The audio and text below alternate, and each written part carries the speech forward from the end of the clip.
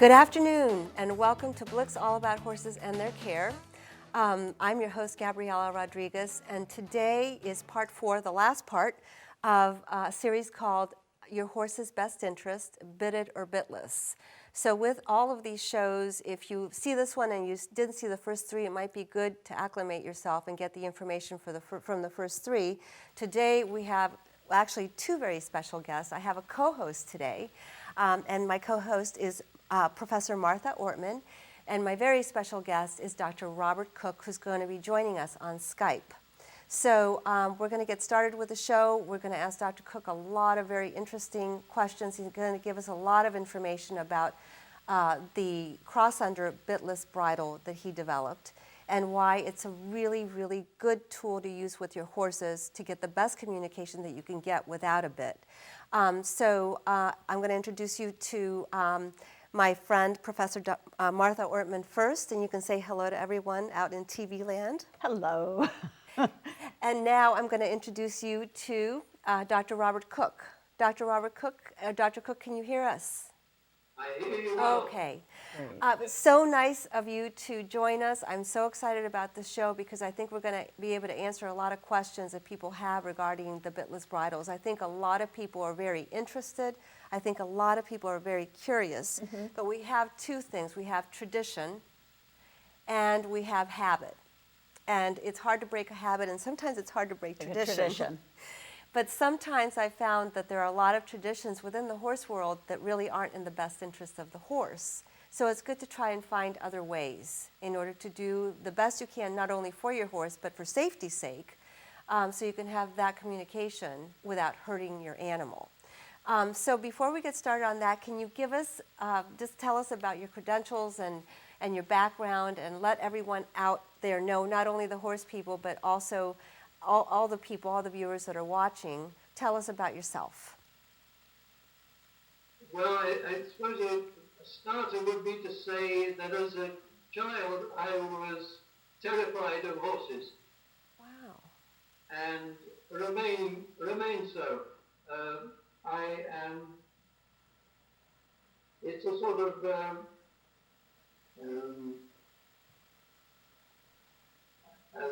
a sort of fascination I have for them right from the start, but I was frightened of them.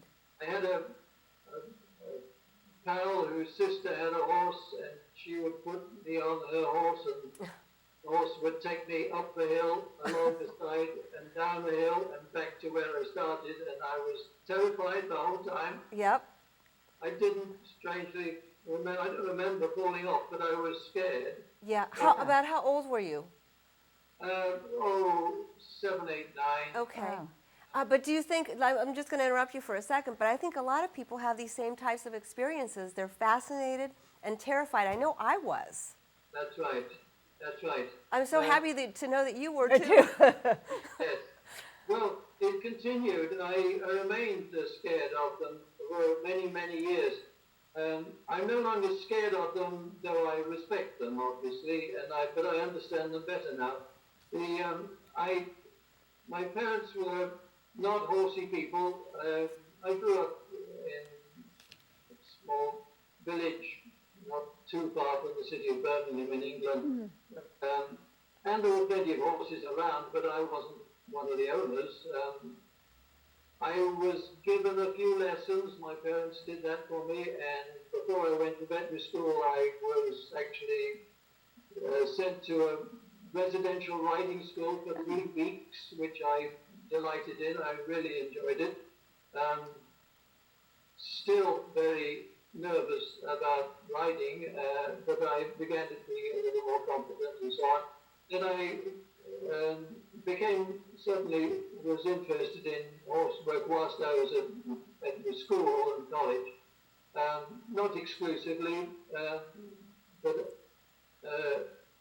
the germ was there, shall we say, germ of interest. And then I went into mixed practice to start with cattle practice and small animal practice. Can I just ask you why you decided to become a vet? A ridiculous reason. My It ended up mother being wanted really me good. to be a doctor. My father wanted me to do something out of doors. I compromised and I thought I'd be an outdoor doctor. Wow, that's interesting. There you go. I never knew that. I knew nothing about veterinary, the veterinary profession. I knew no vets. I knew nothing. It was a shot in the dark. I had to make a decision when I was about 13 as to which school subjects I would choose for the certificate level, you know, and so on. So I chose science, and it went from there. So when I got into mixed practice, I thought I was going to be a cattle vet. That's really what I thought I was going to be. A camel vet? Cattle. Cattle vet. Okay, Yes. cows, okay. Large animal, farm, Yep. agricultural vet, yes. I didn't, in those days, I didn't really think there was any other sort of vet. The man I worked for, my boss in my first practice in Chippenham, Wiltshire, delightful man, Derek Hale, he introduced me to hunting. Again, I was scared stiff to go hunting, but I did. Well, that was smart to be scared stiff because it's a very scary situation. I was, the ice was broken there. After years, I moved from that practice into, and this was sheer, I suppose, personal torture for me. I don't know why I did it and why I had the courage to do it, but I volunteered to join a man who was just a couple of years ahead of me at college, who by this time was now, you know, single-handed in a practice that used to have two in it, a rather famous practice owned by Colonel Mouse Townsend in the Cotswolds. And Mouse had died one afternoon, fell off his horse playing polo. Well, no, he died in the saddle. He didn't fall off. He died in the saddle. And Geoffrey Brain was left with the practice, shall we say, and I thought to I think back and am amazed at my audacity. I volunteered my services to Geoffrey, not knowing very much about horses, but told him that he needed an assistant, and Geoffrey had to agree. I worked with him for 3 years, loved it, learned a great deal, and then a job turned up at Cambridge Veterinary School, and I thought that sounds interesting, and I wasn't married at the time, money wasn't a factor. I halved my salary or worse, and took a job as an intern or house surgeon at Cambridge Vet School. And from that point on, I was obliged to take an interest in research. I didn't know what to research, and I remembered from my anatomy days that the function of the guttural pouch in horse was not known, so I determined to discover what the function of the guttural pouch was. And to this day, although I have some theories as to what it does, I still can't say that I know what the function is. But it led me into taking an interest in the head end of the horse, and that became my focus of research for the next 50 or more years. And I modeled myself on the medical specialty of ear, nose, and throat work, and was guided very fortunately by a number of very generous and wise medical practitioners in that specialty, which was a tremendous privilege for me to be taken under the wing by such people, and so I learned a great deal from that. What's interesting sometimes, the paths that we take and the things that are brought to us that we wouldn't have done otherwise, but it was meant to be, I would say. Well, destiny does creep into it inevitably. You It's think amazing. there's a destiny, maybe there isn't, but We can say it was destiny.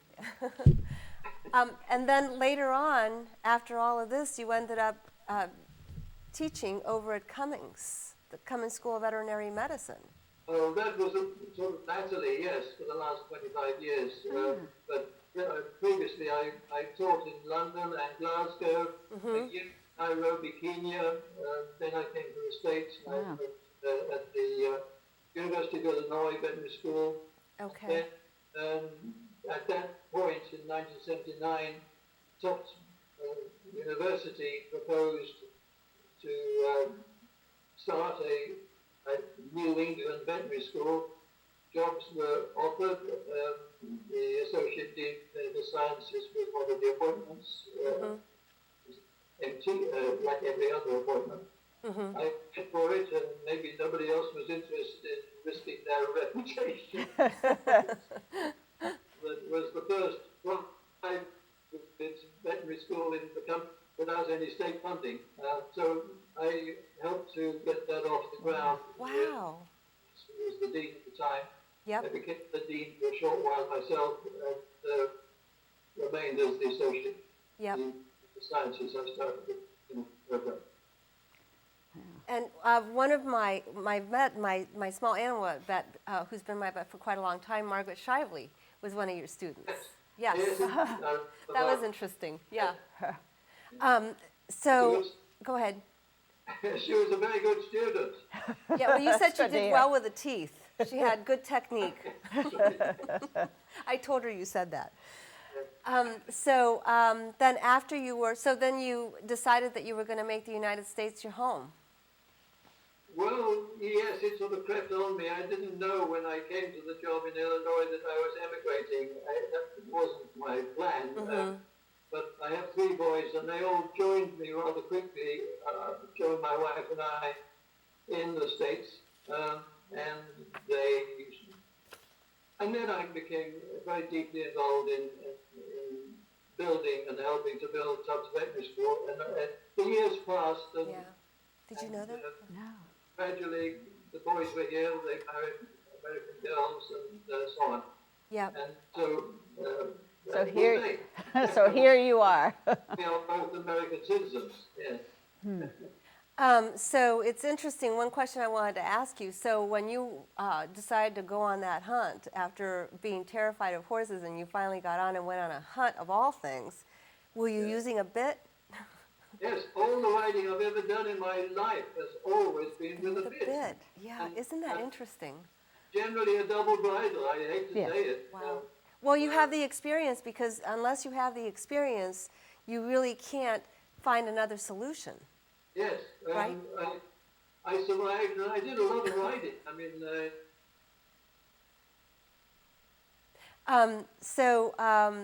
You don't have, do you have any horses now?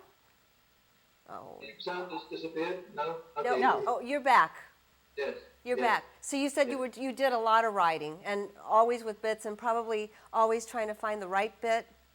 No, I No. just used whatever bit was handed me. I used to, when I was in the horse practice, it was the custom for us to always gallop a horse for soundness of wind testing, and this was as it were, tradition in this particular practice. So I got on all sorts of strange horses and That's galloped amazing. Wow. field, and or wherever I was offered, and whichever bridle I was given, and whichever horse I was given. Oh, wow. I find it just amazing that with as much fear that you had, that you went to the other extreme, almost, right? I'm still scared. Well, it's great that you can admit that. I can admit that I was terrified. Yeah, but I'm not terrified anymore, and that this bridle helped me. But the question I had, I ask all my guests this question: do you have any pets? Yes, I have one small dog at this moment, a Norfolk Terrier, Charlie. Oh, yeah. I banished him from the study because he would want to take part in the show. Yes. So, okay, so let's start talking about bits.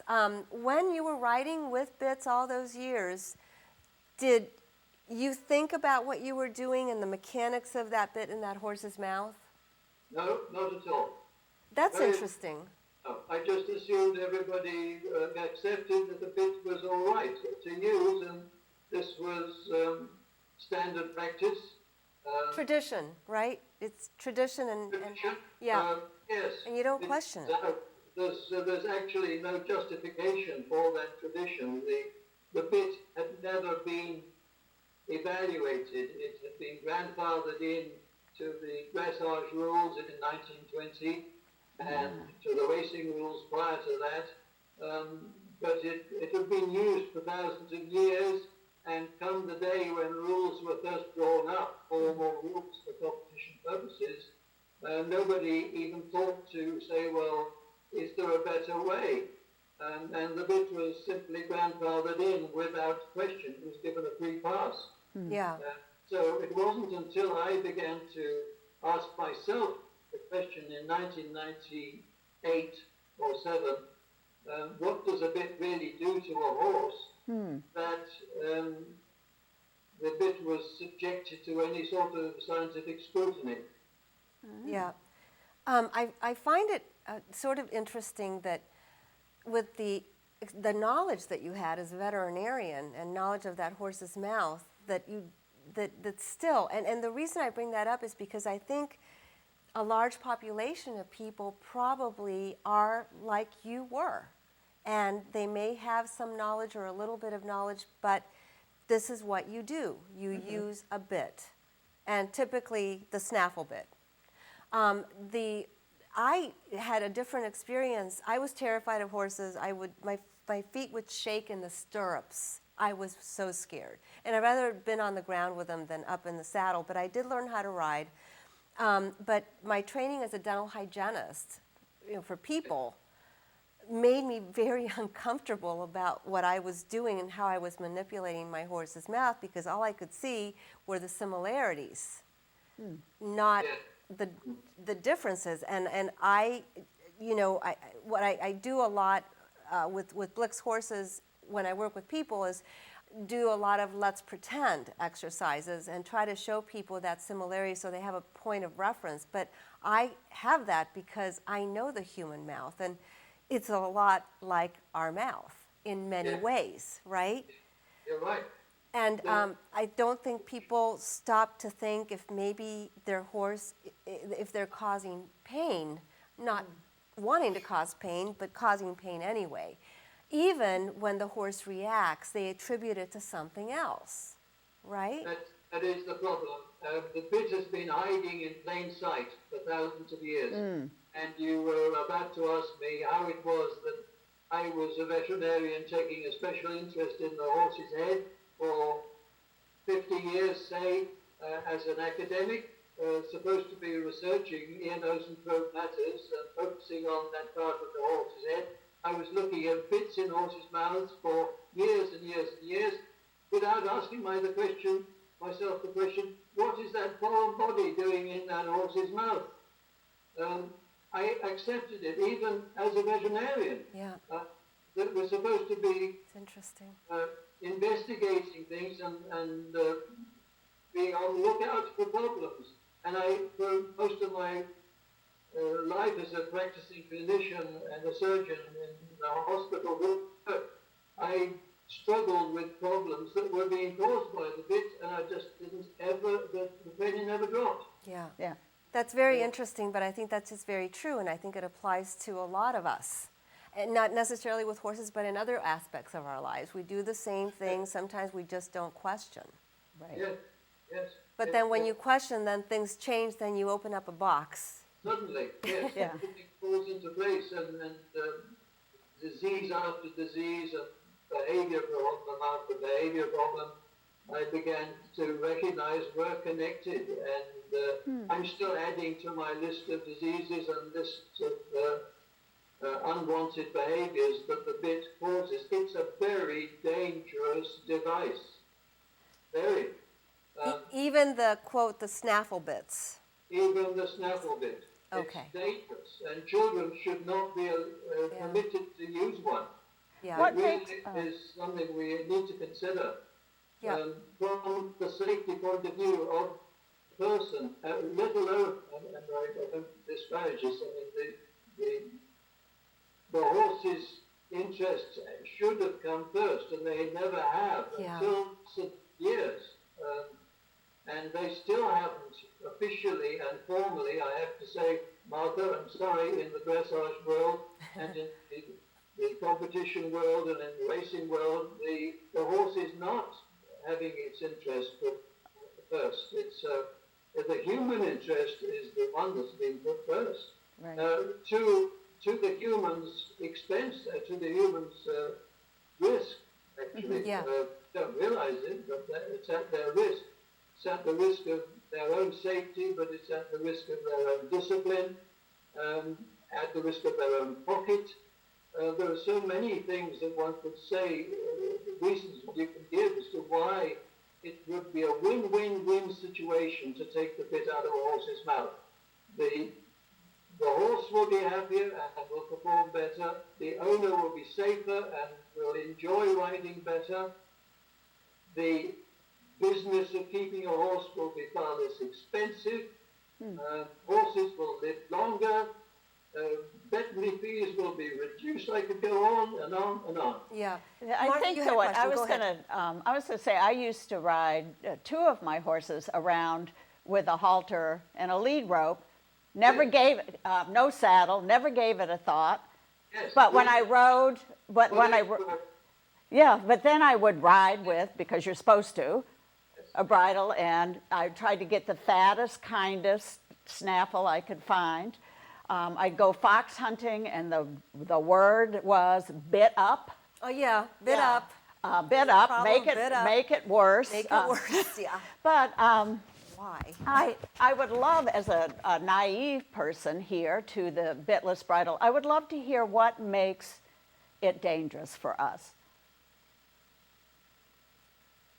What makes what dangerous? The bit, using a the bit. bit. Or what Okay. makes using a bit dangerous? Why is it bit? I lost the voice. I lost the sound there for a moment. What was your question? Oh, again? so my question was, as a being A novice to the Bitless Bridle. a novice to the Bitless Bridle, is could you explain to me, and maybe the audience who doesn't know, what about the bit or using a bit makes it dangerous for the rider? Pain. Pain.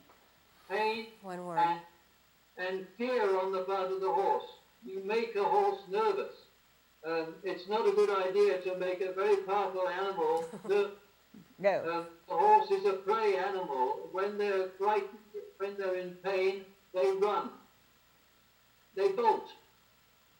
And that's their primary instinct as prey animals. They're evolved, have been evolved for millions of years.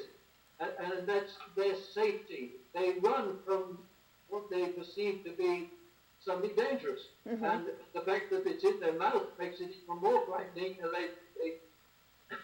they can't spit it out. We've strapped that device into their mouths.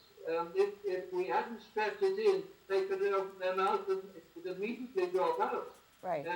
Horses don't accept the bit. You've only got to carry out that simple test. Undo the buckle. Does the horse keep the bit in his mouth? No, he doesn't. He drops it on the floor. So pain and fear, but there are other reasons too. What the bit confuses a horse physiologically. You put something in their mouth, it makes them think eat rather than think exercise. And Dr. Cook, isn't that contraindicated not only with horses, animals, but also people? We're not running races or doing a fitness show and eating at the same time or chewing gum and having all of that happen with another system. That's right. Right? It's a contradiction.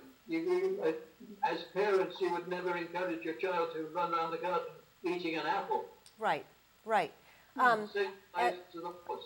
Yeah, but it was always interesting to me in when I first got my horse and I put myself into this very interesting world of so many traditions, that a lot of the trainers and people that supposedly knew something said it was a wonderful thing for the horse to be salivating. And chomping at the bit. Yes, that was actually positive. And now I look back and I wonder really how much they even knew about physiology, because two systems. They hadn't even looked at wild horses or horses at liberty. Horses at liberty in the wild, they run with closed mouths, dry mouths, with their lips unstretched, no visible teeth, and certainly no sight of the tongue. And so it makes sense that if you want to perform, you're really preventing yourself from the best performance by doing all of that. And, in our poker position, all these things, we should look at the wild horse or the horse at liberty to learn where a horse and what a horse does and what a horse is all about. We need to learn what a horse is. We still haven't done that. In general, we're not basing our management of the horse on the right principles. We should be basing our management on what the horse needs and something that is as close as we can possibly get to their natural environment. yeah, that would make sense because we're already doing something unnatural by riding the horse.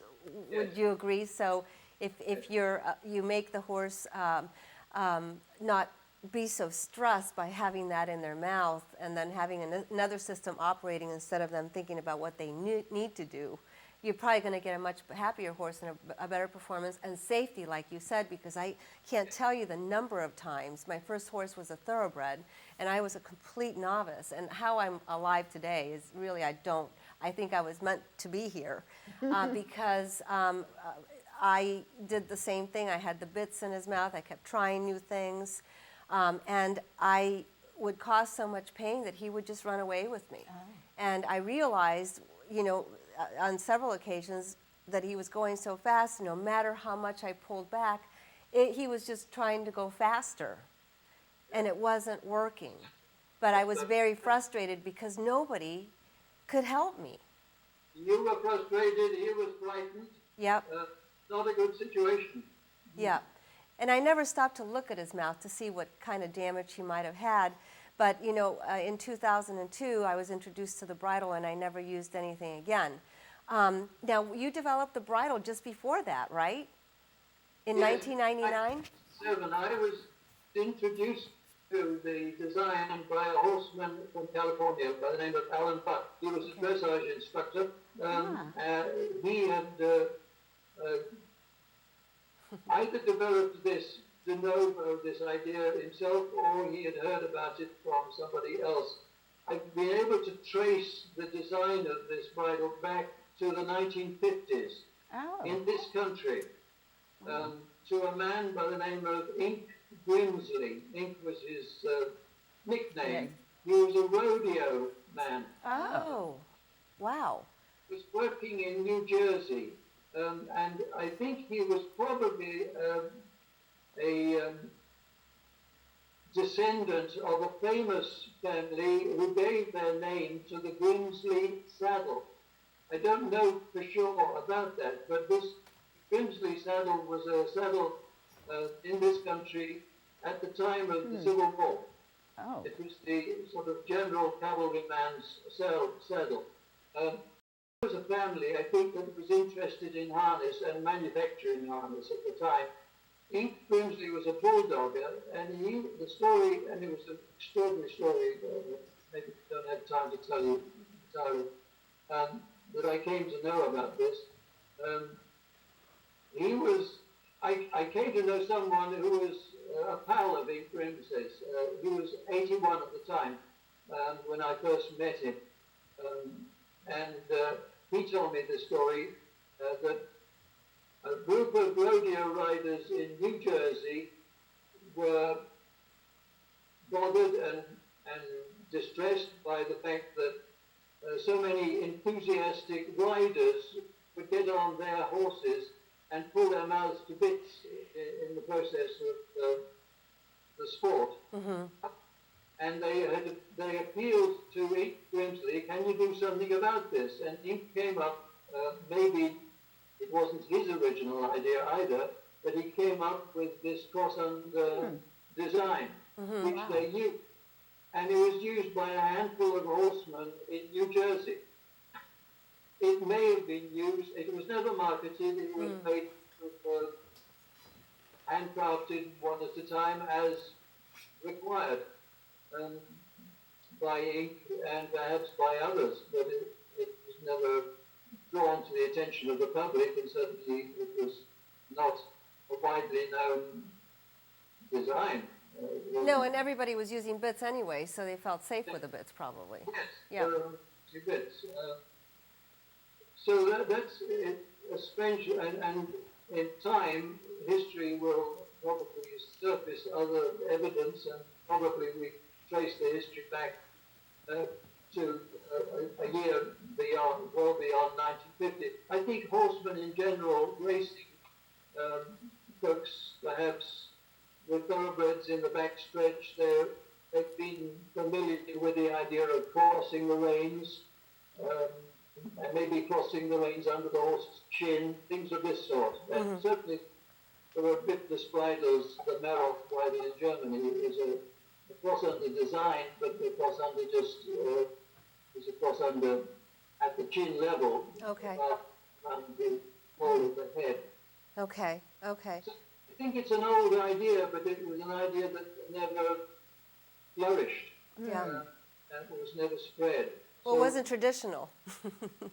What I can claim to have done is to have drawn it to people's attention and validated it, and more particularly, I think much to many people's dismay, I have shown why the bit is a bad idea. Yeah. What I wanted to say that since you developed this bridle back in 1999, and I was fortunate enough to find it in 2002, 2002. But since then, now we have, I don't know how many companies exactly that are also coming up with different designs, but they're bitless. Yes, the sound broke up, but you said there are other bitless Now, well, designs. since you developed this one, other people are looking at the design and feeling that it's a good thing, and they're coming up with different types of bitless bridles, which is good. Many copies of the cross-under design, Yeah. but also a greater popularity of bitless bridles in general, I think. And yes, there are cross-under bridles now being manufactured all over the world. Yes. So if you see, can you see my horse here? I can. Okay. Yeah. His conformation isn't perfect, but we're going to work with him anyway, and we're going to keep him. But this looks a lot like a bridle. I mean, like a halter, right? Yes. Similar to the layperson especially. It looks like a halter. There's nothing in his mouth. Yes. Yes. And it's got a nose band right here, and it's got a brow band right here, so it's very similar in design. But what really makes this one interesting, and I don't have this buckled correctly yet, but what makes it interesting, and I'm going to show this, are the cross-under straps, because that's how you can correctly push the head. Push the horse's head, pull it back a bit more for the camera. Like this? Yes, that's better. Yes, Okay. that's it. So these straps make it possible. You have to make sure that they're even and that they're not twisted in there. But if you have the reins out here, it makes it possible to push the head rather than pull on the mouth like a bit would do, correct? Well, yes, it's as though you've got a very long arm as a rider, and you're able to take the palm of your hand and do this to the horse, to steer the horse by just gently nudging from one side to the other.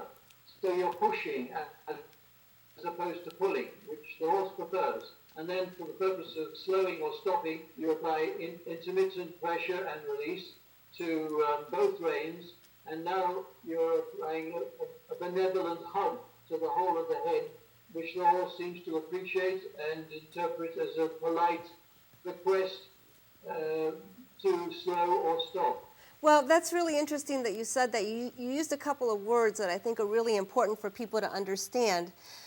These horses are really big animals, but just because you have a large animal doesn't mean that you are impolite and rough.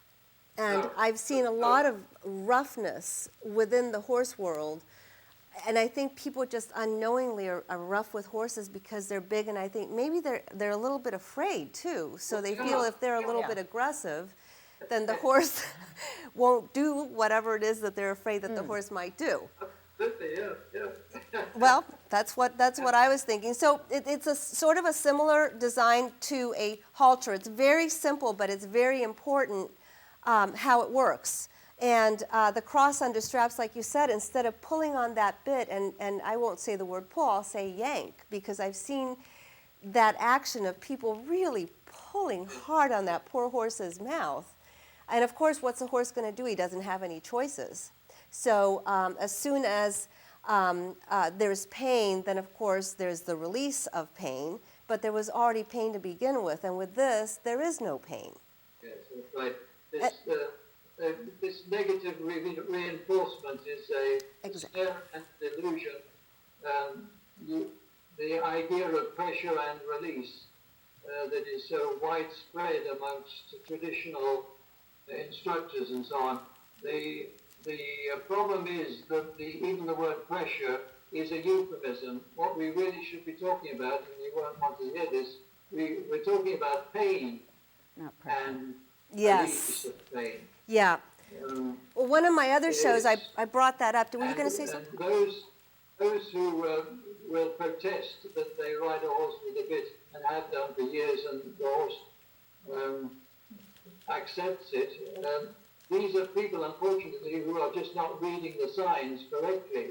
And my challenge to them is, politely, to say to them, you cannot claim that your horse accepts the bit and is happy with the bit unless by removing the bit you fail to improve the behavior of your horse and fail to improve his performance. So it's not until you remove the bit that you begin to understand what the bit was doing to your horse. And this is coming back to what we were talking about earlier.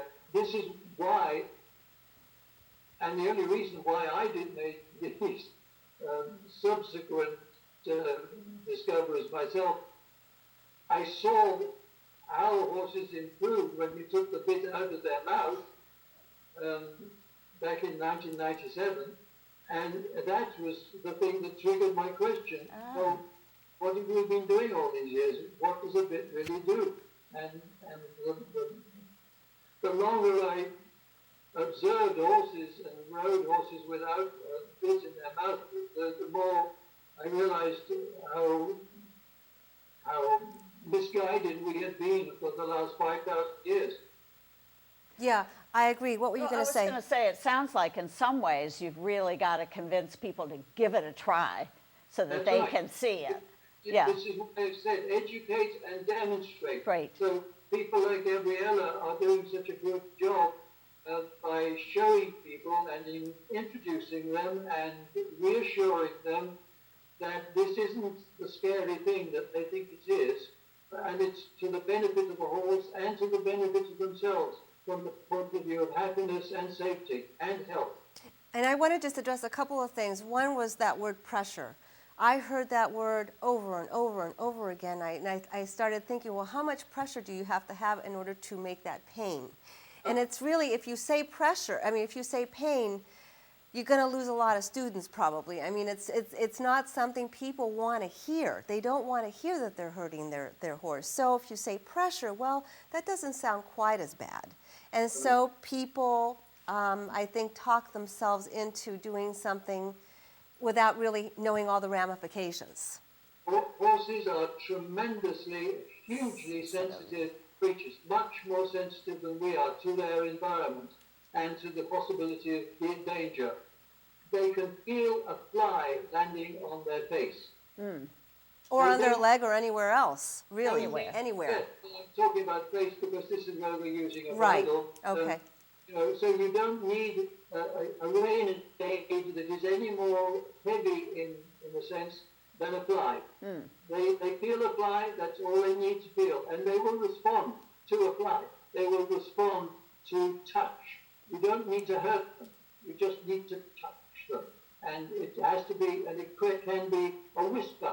It can be less and less and less. This is the lovely thing about positive reinforcement. Yes. The aids that you give get less and less and less because the horse predicts what you're wanting, and you have to sort of suggest it eventually, and they'll do what you want happily.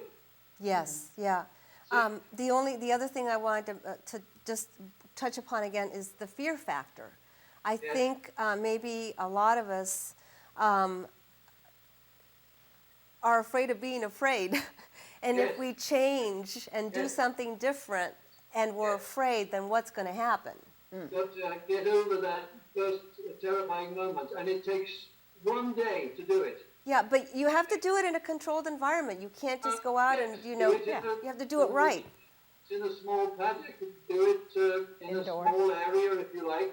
Obviously that makes good horsemanship sense. Sure. And Take time. Try it from the ground first to make sure that your horse will understand. Well, because this is also can be used as a halter. You can walk your horse on the ground with this. You can teach him on the ground, Yeah. just accustom him to it. See, the horse adapts to it far more quickly than the rider. Yeah. The horse knows that this is a good thing from the word go. And if you look at my website and look at the testimonials, I'm trying to push these, but just see how many people write to us on day one. They are so thrilled. And after that, 24 hours, that's all they need. Most people are convinced on day one Yes. that they've done the right thing. Yeah, yeah. Excuse me. I want to talk about the bridle a little bit. Tell us why the noseband goes just a little bit lower. It's supposed to be 1.5 to 2 inches or so from the corner of the mouth, but That's right. it sits a little bit lower than a traditional bridle. bridle. So Yes. explain to us why and why. Oh, there we go. There's the nasal bone. Yep. Okay. Well, Wow, that's a big one. Can I do this at the same time as, yes, there we go. Yes, there Yeah, you go. we can see it. This is the peak of the nasal bone here, all right? And the noseband of the bridle lies at this point here, Okay.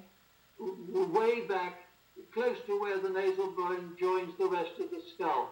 So Okay.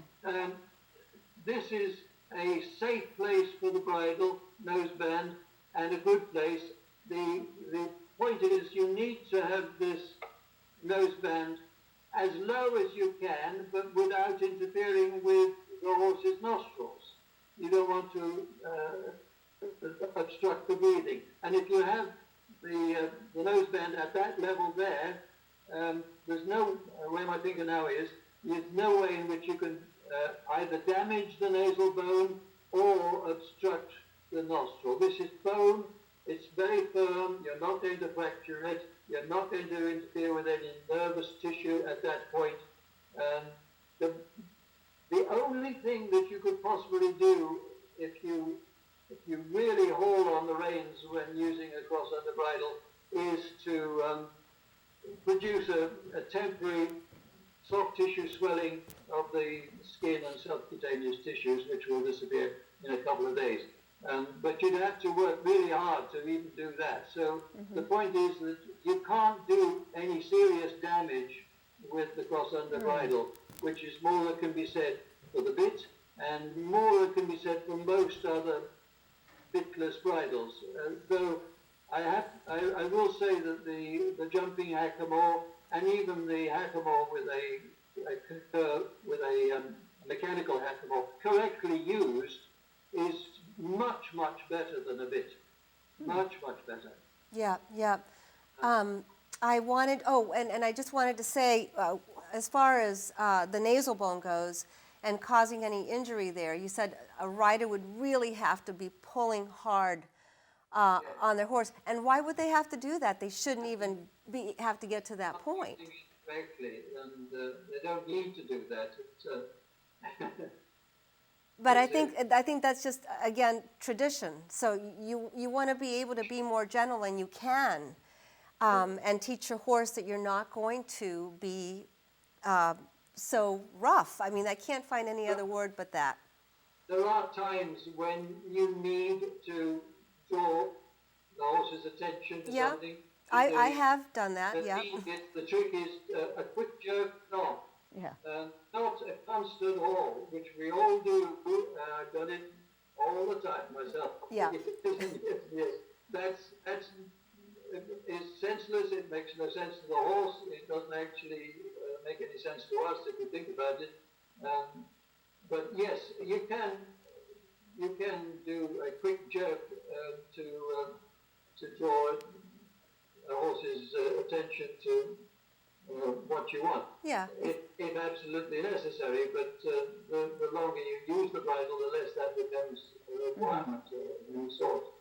And I would hope any rider that's had training and experience would know better to ever do this as a way to stop a horse. That's a good way to get run away with a bit, certainly, but yeah. Yes. I'm kind of curious. I have one question.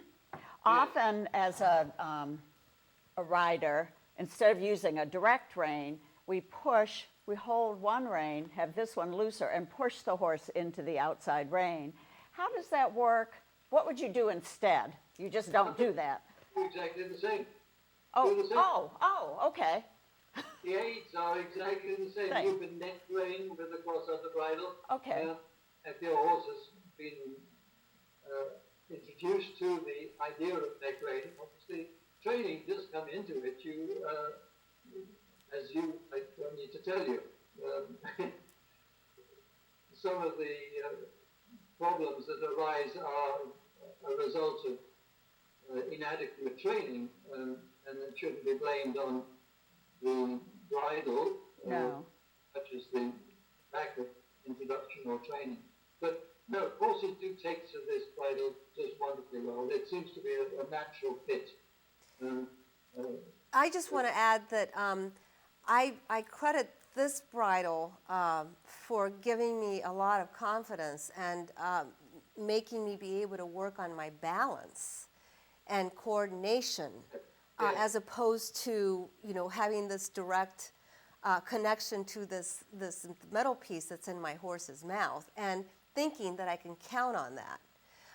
Because it's a completely different feel, and because of all that confidence that I've gained, I do so many different things with my horse now because I'm not holding on to that bit. I don't need to. He can have his head, and it's taught me to become a much better rider than I ever would have been. I had just been a scared rider all the time. Yes. It adds to joy all around. Yes. Horse and human. And the horse is happy. Yeah. Yes.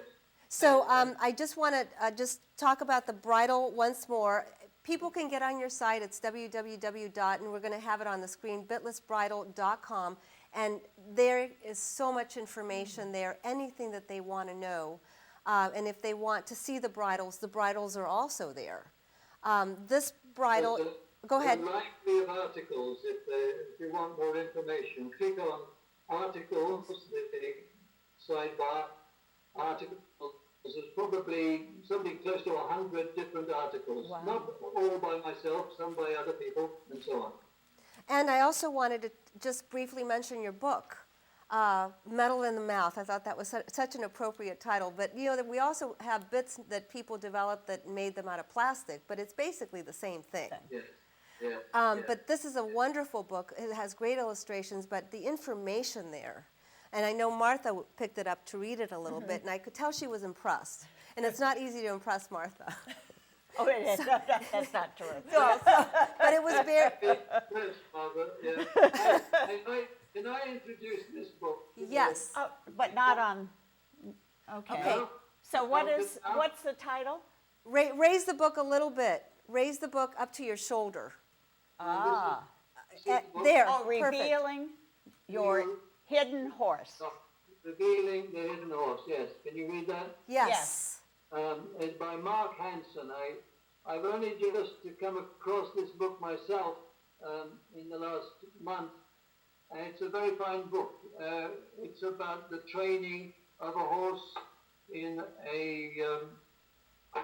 the horse's best interest. I like that term. It fits into your title so well. Yeah. It's a very fine book. I've learned a great deal by reading it, and I've loved it. recommend it to people. Yeah.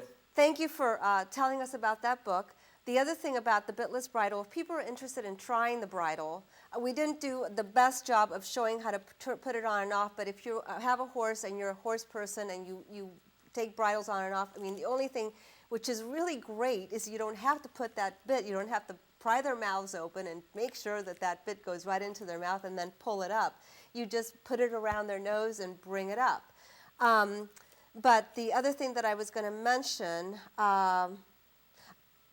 if they have questions, your website gives you all the information, specific instructions on how to measure it, and you have to be specific when you do that so that you do it correctly. I think a lot of people maybe try it and maybe they don't put it on correctly and then they don't try it long enough and they're unhappy and they don't think it works, but it does work. It's just only two things you have to remember. It's much easier to fit the cross-under bridle correctly than it is to fit a bit. To fit a bit correctly is actually an oxymoron. It's a contradiction in terms. There's no way in which you can fit a bit correctly. But for this bridle, you just need to know two things. Where does the noseband lie in relation to the form of the mouth, the level of the noseband, and how snug do you want to have the chin strap underneath the chin? Two things, that's all. And both are easily determined items that you can test every time you put the bridle on the horse to make sure that you've got it right. It's just so much simpler to put this bridle on than to try and fit a bit correctly. Oh yeah, you have no idea. I mean, every time I had to put the bit inside my horse's mouth, it just took the enjoyment out of riding, and he didn't like it, and I was so glad when I didn't have to do that anymore. But as far as the chin strap goes, what's important here is that when you measure for it being tight enough, you want to just put one flat finger, but put it on the bone, not in the middle, correct? Yeah. So you wouldn't put your finger right here in the center where the tissue is. You would put it over here. Like where the bone is, to see if you can get it.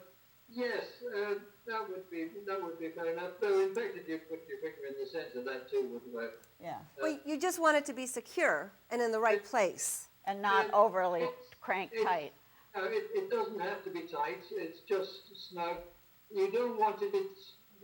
You don't want the noseband and chin strap to be so loose that every time any sort of pressure is applied to the rein, that the noseband slides up the horse's head. Right. Because that can be a slight distraction to the horse, but also you might rub a bit of hair off the horse's face. Right. So it's really just to stop all that movement up and down the horse's face every time you apply the traction. We're running out of time, but before we do that, I want to ask you about the International Visage Association. Is it that association? Where are they as far as accepting the cross-under bridle for competition at higher levels? Progress has been made. Oh. It is a little slow, but the good news is that progress has been made in Holland. And the Royal Dutch Equestrian Federation, bless their cotton socks, they now allow bitless bridles for dressage in the first two levels of dressage, and the anticipation is, and the assumption is, on my part anyway, and others I think too, that in the passage of time they will be allowed, bitless bridles will be allowed for all four levels of dressage. So the Royal Dutch Equestrian Federation have shown the rest of the world the way to go, and they approached the problem very logically. It took them a little time, but this is what has to, I mean, one shouldn't be surprised. After 5,000 years of usage, it takes a little time. Time to change, yes. What about here in the United States? That's wonderful. No progress at the moment. A little talk, some discussion. That's too behind bad. closed doors, perhaps a little more discussion, I hope, than we're hearing about. But nothing at the moment. the sad thing is that pony clubs follow the rules of the FEI, Right. of their national federations, and so pony clubs are obliging and requiring children to ride with a dangerous device. Yeah. Yeah, and I think it's really a terrible thing because those children, not only do they not have the hands, they have no idea or education about what that bit is doing to that horse's mouth, and they're accepting that tradition, and they're going to teach that tradition, and hopefully it won't continue happening for generations, but that is just a travesty, I think. It is, and it's dangerous for the child, and it's dangerous for the horse, and for the pony club itself. I mean, before very long, some litigation is going to arise where a child gets seriously injured, and people ask the question, well, why was the pony being ridden in a bitted bridle? Yeah, and there have been a lot of injuries already, but unfortunately, well, fortunately or unfortunately, but there have been. Kids get injured all the time, but it hasn't been bad enough, I guess, for that association to stand up and look at what's happening. Or to make the connection. The question will be asked eventually, and the pony club should be aware of the risk that they are running from a litigation point of view. Yeah, that's a really good point. Dr. Cook, I hate to let you go, but I think this is going to be as much time as we can give today, but I would love for you to be with us on the show again and talk about more things down the road in the future in the next few months. Because there's so much that we haven't covered, but and there's so much that I'd really like to talk about. And between now and then, maybe something else will happen to make this bridle for the associations to look at the bridle. I have to get in one good piece of news about 4-H acceptance. I only heard it this last week, and is the sound still on? Yes. Yes. The show committee of a 4-H organization in New Brunswick, Canada, have agreed to allow their children to ride with Bitless bridles in competitions. That's Wonderful. wonderful news. Yes. Yeah. The first 4-H club. Oh, that's great. Yes. Good. So the 4-H clubs are more open to this than the Oh, pony club. There's one 4-H club. One. Yeah, well, still, one is one. One It's is one. one. It's one. There are no pony clubs that we know of, but there's one 4-H club. Yeah. One 4-H club has shifted the first log. Yeah. That's wonderful. Well, I'm very happy to hear about that. Dr. Cook, thank you so much for taking the time to talk with us today. And we'll see you again. We'll see you again. And it was wonderful chatting with you today. Thank you so much. Nice to meet you, Martha. Nice to have met you too. And that's the end of our show for today. Thank you for joining us. And we look forward to seeing you again. Our next show is going to be with a returning guest, Dr. Kathy Murray, is a Maine State entomologist, is going to talk to us about all those chemicals that we have in our fly sprays and how they not only affect the human, but they affect the horse. And until next time, this is Gabriela Rodriguez, your host, and Martha Ortman, co-host. and our motto is care for your horse, keep your horse, and enjoy your horse. Not necessarily in that order, but do it all. We'll see you next time.